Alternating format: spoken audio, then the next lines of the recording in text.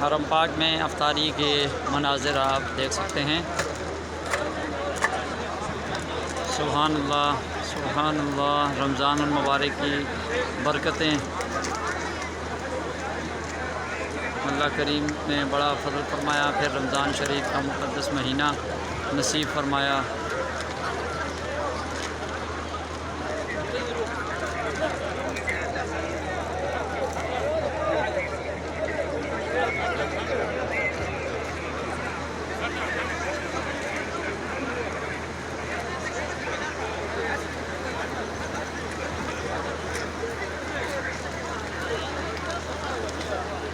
कसीर तादाद में मुसलमान इफ्तारी करने के लिए तशरीफ़ रखते हैं। ये मस्जिद हरम शरीफ के बाहर का मंज़र है। इसके अलावा मस्जिद हरम शरीफ में भी